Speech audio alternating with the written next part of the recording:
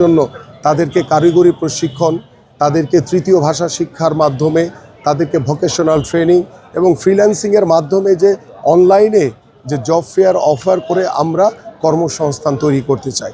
ঠিক এইভাবে আমাদের এলাকার আরও অন্যান্য যে বিষয়গুলো রয়েছে, যেগুলো মৌলিক চাহিদা, যেমন গ্যাসের সমস্যা রয়েছে, আমাদের পানির সমস্যা রয়েছে, এই যে মৌলিক যে সমস্যাগুলো রয়েছে, এবং এখানে দেখা গেছে যে দীর্ঘদিন ধরে এই গ্যাসের লাইনগুলো ছিল, অনেক সময় মাটির নিচে এগুলো ত্রুটিপূর্ণ অবস্থায় রয়েছে, সেগুলোকে পুনঃখনন করে কিভাবে আপনার নতুন করে গ্যাসের সংযোগগুলো নিশ্চিত করা যায়, যাতে অনায়াসে আমার এই এলাকার প্রত্যেকটি সাধারণ মানুষ, প্রত্যেকটি ঘরের যারা গৃহিণীরা রয়েছেন, তারা যাতে অবাধে গ্যাস সাপ্লাইটা পায়, সেই বিষয়গুলো নিয়েও কিন্তু আমরা কাজ করছি।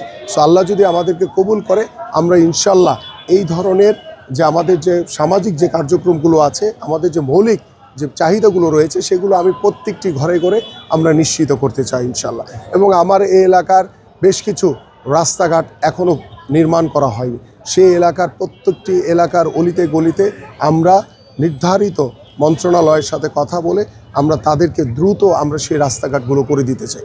এইভাবে আমরা আমাদের আগামীর পরিকল্পনা করেছি। অনেকেই মনে করতে পারে বিএনপি হয়তো বা প্রতিশ্রুতি দিচ্ছে। বিএনপি গত দীর্ঘদিন ধরে আমরা আমাদের দেশ গড়ার পরিকল্পনা নিয়ে আমি আমার এলাকার প্রত্যেকটি অলিতে গলিতে ছোট ছোট করে উঠান বৈঠক করেছি, প্রত্যেকের সাথে কথা বলে সমস্যাগুলো চিহ্নিত করেছি, এবং সেই সমস্যাগুলো চিহ্নিত করে আমরা বর্তমানে পরিকল্পনা করেছি এবং সেই পরিকল্পনা বাস্তবায়নের অপেক্ষা রয়েছে। পাশাপাশি আমি একটি বিষয় একটু বলতে চাই।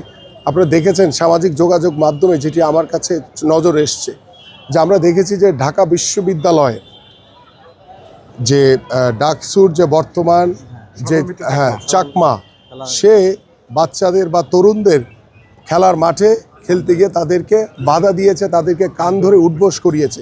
এটি অত্যন্ত দুঃখজনক। এইটি এখনই যদি এই ছাত্র শিবির তারা যদি এই ধরনের কর্মকাণ্ডের সাথে জড়িয়ে তারা যদি আমাদের যে সমাজ ব্যবস্থা, আমাদের তরুণদেরকে আমরা প্রত্যেকটি মাঠে মাঠে খেলার সুযোগ করে দিতে চাই। আমাদের বাংলাদেশ জাতীয়তাবাদী দল বিএনপির আগামীর ক্রীড়াঙ্গন নিয়ে বাংলাদেশ একটি পেশাদার স্পোর্টসের জায়গায় আমরা চলে যাচ্ছি ইনশাল্লাহ। সেই জায়গায় আমরা খেলাধুলাকে পেশা হিসেবে প্রতিষ্ঠিত করতে চাই। আমরা জাতীয় শিক্ষাক্রমে ৪র্থ শ্রেণী থেকে খেলাধুলাকে বাধ্যতামূলক করতে চাই। সেই দেশে আমরা যখন প্রত্যেকটি খালি জায়গায় আমাদের সন্তানদের জন্য খেলার উপযোগী মাঠ তৈরি করছি, আমরা আমাদের মুরব্বীদের জন্য হাঁটার ওয়াকওয়ে তৈরি করছি, ঠিক সেই সময় ডাকসুর মতো একটি অত্যন্ত গুরুত্বপূর্ণ জায়গায় যেই আমাদের যে ছাত্র শিবিরের যে ছেলেটি, সে যেই খেলোয়াড়দেরকে বা বাচ্চাদেরকে যেভাবে কান ধরে উঠবোস করিয়েছে, এটি অত্যন্ত দুঃখজনক। আমাদের মনে হয় এই বিষয়গুলো নিয়ে আপনাদের মিডিয়ার মাধ্যমে আমাদের সাধারণ মানুষের আরও অনেক সচেতন হতে হবে, কারণ আমরা খেলাধুলার একটি সুস্থ জাতি গড়ে তোলার জন্য খেলাধুলার কোনো বিকল্প নেই। সেই খেলাধুলার মাধ্যমে কিন্তু আমরা একটি সুস্থ জাতি গড়ে তুলতে পারি, সেই খেলাধুলার মাধ্যমে আমরা মাদকমুক্ত সমাজ করতে পারি।